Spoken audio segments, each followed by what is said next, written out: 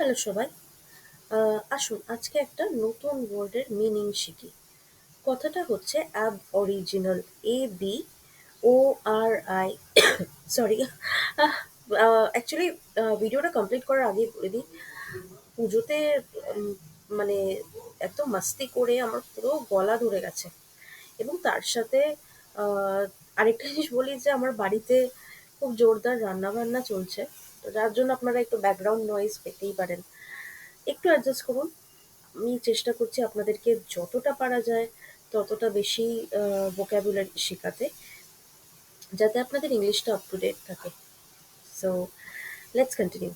তো অরিজিনাল কথাটার মানেটা কি, আগে স্পেলিংটা শিখি। ABORIGINAL,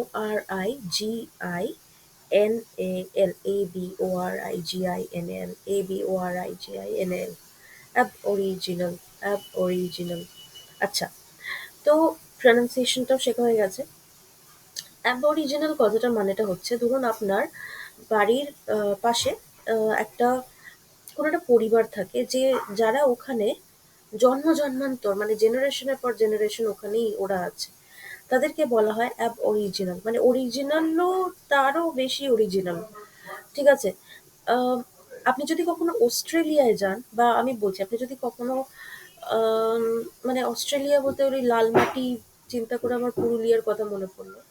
আপনি যদি কখনো পুরুলিয়ায় যান, বা ধরুন আপনি কোথাও একটা গেছেন, সেখানে আপনি দেখতে পাবেন যে যে কোথাও একটা আহ, মানে ওখানকার যাদেরকে আমরা সচরাচর আদিবাসী বলি, তারা ওখানে আহ, থাকে, মানে অনেক দিন ধরে থাকে, তাদেরকে অ্যাব অরিজিনাল বলা হয়।